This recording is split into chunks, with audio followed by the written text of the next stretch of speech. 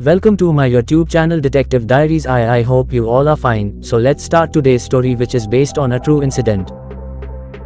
एक ऐसा serial killer जो बूढ़ी औरतों को बनाता था अपने हवस का शिकार। सन 1950 के अंत में और 60 के दशक के शुरुआत में अमेरिका के लॉस एंजलिस और कैलिफोर्निया की सड़कों पर एक ऐसे सीरियल किलर का आतंक था जो अपना शिकार सिर्फ बूढ़ी औरतों को बनाता था।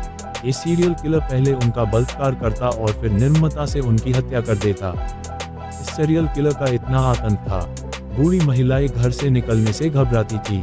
आज के इस ब्लॉग पोस्ट में हम उसी सीरियल किलर के बारे में जानेंगे जिसे दुनिया बाउंसिंग बॉल किलर के नाम से जानती है। 28 मई 1959 को रुथ ग्विन नाम की एक 57 वर्षीय महिला अपने काम पर से घर की तरफ आ रही थी।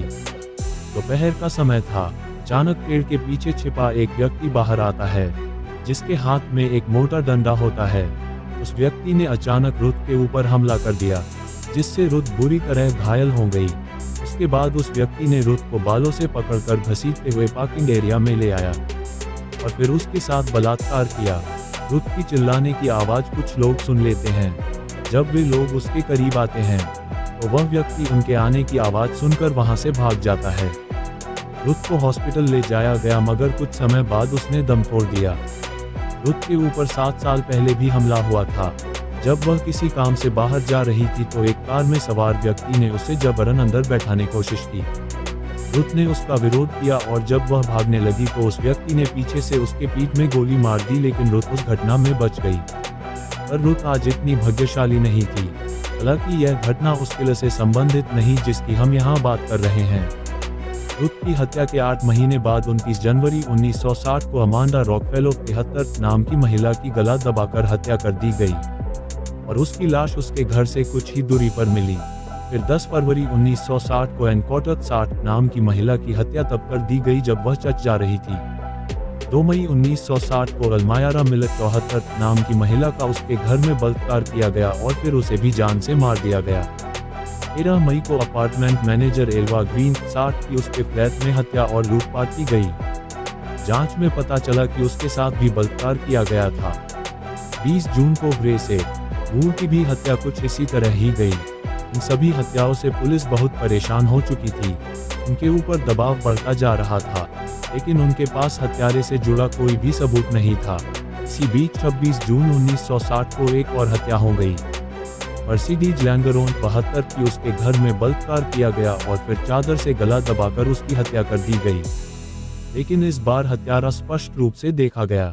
मर्सिडीज की सहेली और room partner Adela Williams store से काम खत्म करके घर आई तो एक व्यक्ति को उसके अपार्टमेंट से बाहर जाते देखा।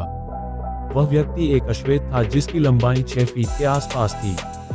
वजन लगभग 70 किलोग्राम का था। काले कलर का धूप का चश्मा पहने हुए था और एक सफेद कलर की गेंद उछाल रहा था। कातिल के हुलिया के बारे में मीडिया में जब बात पहुंची तो यही से उसका नाम द बाउंसिंग बॉल किलर पड़ गया। पुलिस ने उस व्यक्ति की स्केच बनवाया और शहर में जगह जगह चस्पा करवा दिया। कुछ ही दिन में पुलिस को खबर मिली स्केच से मिलता जुलता व्यक्ति एक मॉल में देखा गया है जिसके हाथ में भी रबर की सफेद बॉल है। पुलिस मौके पर पहुंचकर उस व्यक्ति को गिरफ्तार कर लिया। इसका नाम नोबल हापर था जो कि बस धोने का काम करता था। उसका चेहरा हूबहू स्केच वाले व्यक्ति से मेल खा रहा था, लेकिन इसकी लंबाई उस व्यक्ति से कहीं अधिक थी। जांच में बात साफ हो गई कि यह वह व्यक्ति नहीं है जिसकी पुलिस को तलाश है। उसे 2 दिन बाद रिहा कर दिया गया। 10 जुलाई को सैन डिएगो में एक राजमिस्त्री को गिरफ्तार किया गया जिसकी शक्ल स्केच वाले व्यक्ति से हूबहू मिलती थी। उसके जूते भी उस व्यक्ति से मेल खा रहे थे जिसके बारे में एडेला विलियम्स ने पुलिस को बताया था, लेकिन इस व्यक्ति के खिलाफ भी कोई ठोस सबूत नहीं मिला जिसके कारण उसे भी छोड़ना पड़ा। कुछ दिन बाद किसी कॉलेज के अपार्टमेंट में एक महिला की चिल्लाने की आवाज़ सुनी गई, जिसके तुरंत बाद पुलिस को सूचित किया गया। जब पुलिस मौके पर पहुंची तो रेमंड वार्ड क्लेमेंस 35 नाम के व्यक्ति को उसी जगह पर अपनी गाड़ी में बैठते हुए देखा गया।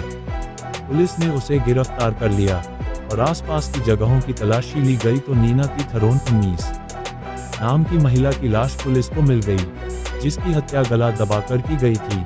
क्लेमेंस ने इस हत्या की जिम्मेदारी ली। क्लेमेंस ने पुलिस को बताया नीना को उसने अपनी कार में लिफ्ट दिया था और उसे बताया कि वही बाउंसिंग बॉल किलर है। पुलिस को अब अहम सुराग मिल चुका था। उन्होंने क्लेमेंस का पॉलीग्राफ टेस्ट लेने का फैसला किया। इसमें उसने नीना की हत्या की बात तो कबूली, लेकिन बाउंसिंग बॉल किलर वाली बात उसने झूठ बोली थी।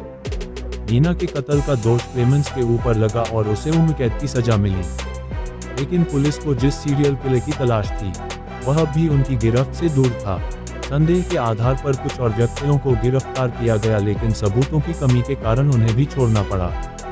समय के साथ हत्याएं कम होती गई और धीरे धीरे लोगों के जेहन से ये किलर उतरता गया। आज भी ये रहस्य बना हुआ है कि द बाउंसिंग बॉल किलर कौन था।